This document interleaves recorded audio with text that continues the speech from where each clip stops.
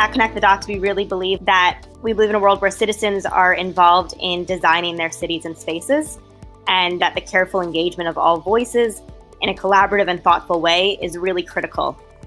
From my perspective, I suppose, by using the Fumbly Exchange as an inside-outside machine, by helping people to rebuild their lives as individuals or as small businesses, but to kind of demand from them back some kind of participation in the urban environment, in the public realm, and in how communities cohere together.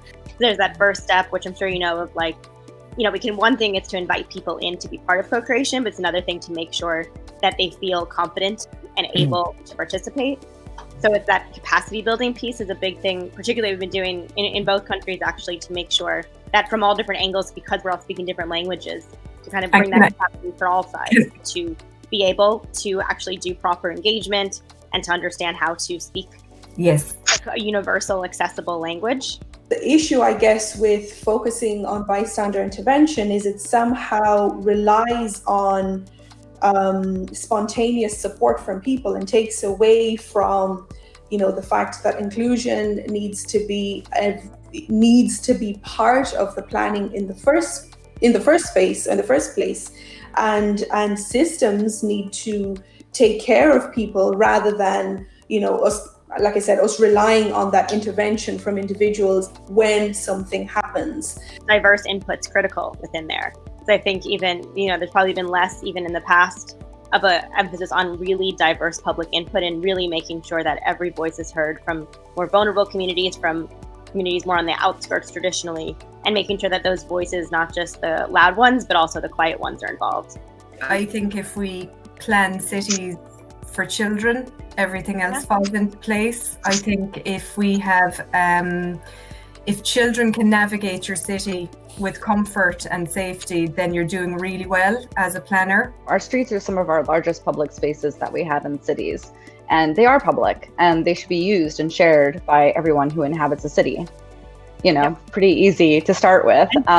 But obviously we're seeing now with the need for spacing, also the need for not being indoors, we're really suddenly reimagining our streets to be outdoor dining spaces, play spaces, better modes of transportation that are distant via bike or walking or wheelchair or however you want to get around.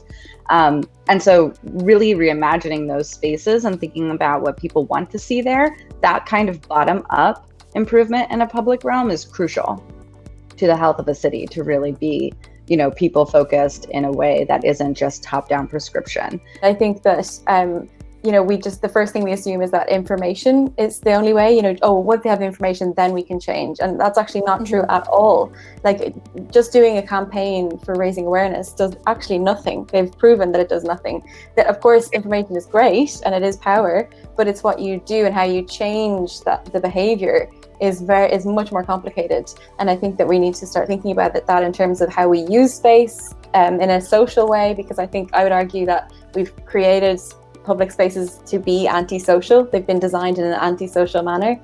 And then that then perpetuates these antisocial behaviors. So, and also in the way that they've been developed, they've been missing in that crucial piece of consultation, which I suppose is what Connect the Dots is all about, is that consultation piece then allows for ownership over space. I think that for the COVID crisis most recently has really opened up the door to kind of fundamentally rethink certain institutions. And zoning is one that I deal with, and land use planning is one that I deal with all the time. And I think that the more that we can reshape the sort of fundamental fabric of some of these institutions to better meet the needs, expectations, and frankly, simplify the language of these policies so that people can actually participate, the better off and more effective planning and the sort of technical side of planning is going to be able to accommodate, people's aspirations and hopes for what their communities can look like. For those from outside of Ireland, we have a planning system where we have development plans every 6 years. You start working on the next one in year 4 and complete it by year 6. The public have a chance to have an input into that process. Initially the councillors, then the public, and then councillors again before it's finalised. That's a very brief version of it. The key, I think, when you're engaging and you're planning anything is to look around and see what structures already exist rather than trying to tap into or access specific community. So like the age-friendly cities or the age-friendly fora that exist around the city are a great way of engaging with older people. And they're older people that are, you know, really engaged in the city and know what's going on. And I suppose they're empowered to speak up and talk about what their needs are. There's a lot of work to be done to undo a lot of what has been implemented, not only design-wise, but also just in terms of our understanding and communication. It's a heart-centered city that is about that consciousness. And I know another speaker also mentioned that earlier. And really ensuring that what we're doing is for the highest and best of everyone, because the city is a community.